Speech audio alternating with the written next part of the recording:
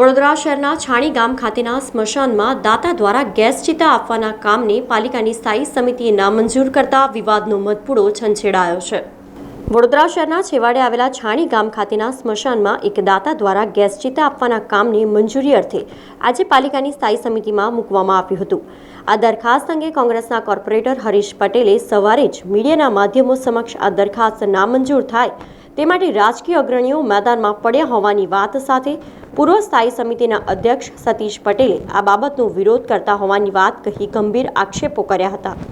જે બાદ સાંજે મળેલી વડોદરા મહાનગરપાલિકાની સ્થાયી સમિતિની બેઠકમાં હરીશ પટેલની આશંકા મુજબ જ આ કામ પર નિર્ણય લેવામાં આવતા કોંગ્રેસના કોર્પોરેટરો હરીશ પટેલ, જહા ભરવાડ તથા અમીબેન રાવતે આ મામલે વડોદરાના મેયર પિંકીબેન સોની તેમજ પાલિકાના સ્થાયી સમિતિના અધ્યક્ષ ડોક્ટર શીતલ મિસ્ત્રીને રૂબરૂ મળી આ મુદ્દે ઉગ્ર રજૂઆત કરી હતી।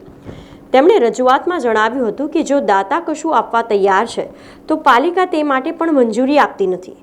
દાતા છાણી સ્મશાન ભૂમિમાં ગેસ ચિતા આપવાનું કહે છે તો તેને નિઝામપુરા સ્મશાન ભૂમિમાં આપવા માટે કહેવું કેટલું યોગ્ય? આ સહિતના મુદ્દાઓ સાથે રજૂઆત કરવામાં આવી હતી।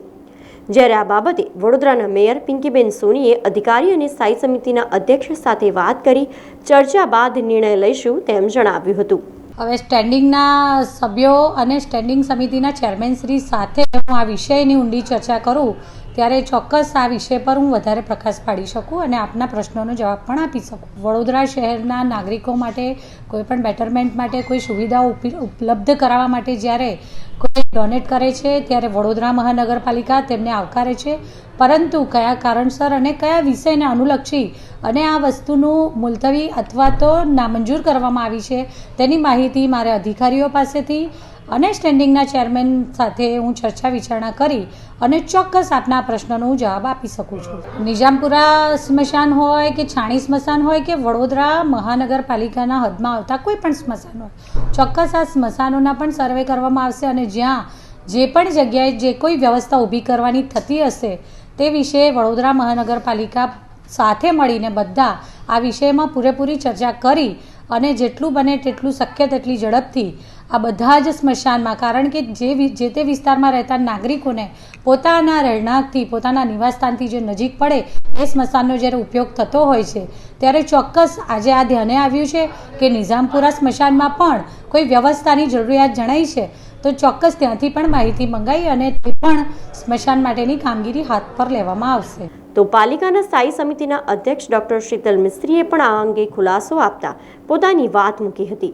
જોકે તેમણે સ્થાયી સમિતિના પૂર્વ અધ્યક્ષ સતીશ પટેલનો કોઈ ફોન ન આવ્યો અને દબાણ ન હોવાની વાત સ્પષ્ટ રીતે જણાવી હતી। કોઈ દાતાશ્રીએ અમને પત્ર લખી અને જાણ નથી કરી કે અમારે છાણી સ્મશાનમાં ગેસ ચિતા આપવી છે। કોંગ્રેસ પાર્ટીના સભાસદશ્રી દ્વારા અમને પત્ર લખી અને કોઈ દાતાશ્રી ગેસ ચિતા છાણી સ્મશાનમાં લગાડવા માગે છે। જ્યારે ગેસ ચિતાના ઓએનએમની વાત આવે એટલે આ દરખાસ્ત સ્થાયી સમિતિમાં ભવિષ્યના ઓએનએમના ખર્ચ ખાતર મોકલવી પડે। કમિશનર સાહેબે આજે દરખાસ્ત સ્ટેન્ડિંગમાં મોકલી છે। સ્ટેન્ડિંગ લોકશાહી દવે અને તમામ સ્થાયી સમિતિના સભ્યોના મંતવ્ય અનુસાર ચાલતી હોય છે।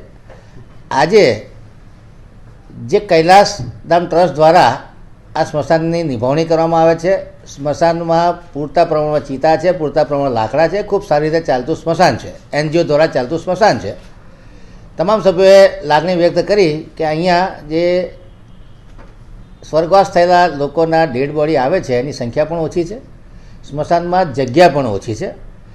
એની કમ્પેરિઝનમાં નિઝામપુરા સ્મશાનની હાલત ખસ્તા છે અને ત્યાં આગળ ડોનર ડોનેશન કરે એવી વિનંતી કરવી જોઈએ, આવી લાગણી વ્યક્ત કરતાં આજે આ દરખાસ્તને માં એવો ઠરાવ કરવામાં આવ્યો કે છાણીના બદલે દાતાશ્રીને રિક્વેસ્ટ કરવી કે નિઝામપુરા સ્મશાનમાં આ ગેસ ચિતાનું ડોનેશન કરવામાં આવે।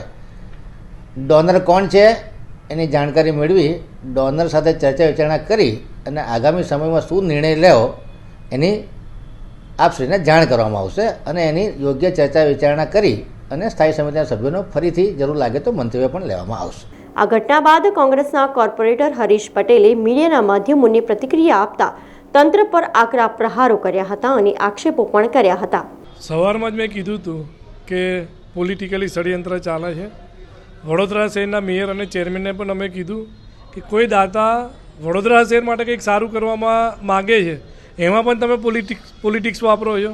ખરેખર તમારી જે પોસ્ટ છે મેયર ચેરમેનની, આવું રાજકીય ષડયંત્ર કર્યા કરતાં વડોદરા શહેરના વિકાસ માટે જે ધ્યાન છે, વડોદરા શહેરના સારા કામ માટે કોઈ આગળ આવે છે એને પ્રોત્સાહિત કરવા જોઈએ. એની જગ્યાએ આજે સ્ટેન્ડિંગ કમિટીની અંદર મિટિંગની અંદર આ કામને નામંજૂર કરવામાં આવ્યું ને એવું સમજાવે છે આપણને કે છાનીની જગ્યાએ નિજામપુરા કરો ને. અલા ભાઈ, છાનીનો રહેવાસી છે, એને છાનીમાં દાન કરવું છે, કોને ક્યાં દાન કરવું છે એ તમે લોકો નક્કી કરશો કઈ જગ્યાએ દાન કરવાનું છે. જે માણસ જ્યાં રહેતો હોય ત્યાં દાન કરે. નિજામપુરામાં પ્રોબ્લેમ હોય તો બીજા દાતા શોધીશું, કાં તો ત્યાં તકલીફ છે તો તમને ખબર નહીં પડતી. કોર્પોરેશનની જવાબદારી છે કે ત્યાં પરફેક્ટ બધું કરાવે. તમે પોતે જ એક્સેપ્ટ કરો છો કે નિજામપુરા સ્મશાનની દશા દુર્દશા છે, તો તમે ત્યાં રિપેર કરાવો ને. જે જગ્યાએ કોઈ દાતા આગળ કામ કરવા માટે આવે છે, દાન કરવામાં આવે છે, એમાં પણ આ સત્તાધારી પક્ષના લોકો વિરોધ કરે છે. એટલે ખરેખર વડોદરા શહેર માટે તો એકદમ કાળો દિવસ કહેવાય કે કોઈ આજ ઉઠી કાલ ઉઠીને કોઈ દાન કરવા માટે આગળ આવતો છે, એ પણ આગળ નહીં. એટલે ખરેખર આવા CRS જે ફંડના પૈસા છે વાપરવાના તો ક્યારે સ્ટેન્ડિંગમાં કામ આવતા નથી, પણ આ પોલિટિકલી ષડયંત્ર કરીને આવા કામોને નામંજૂર કરવામાં આવે છે પોતાના હાથ ઊંચા કરવા માટે.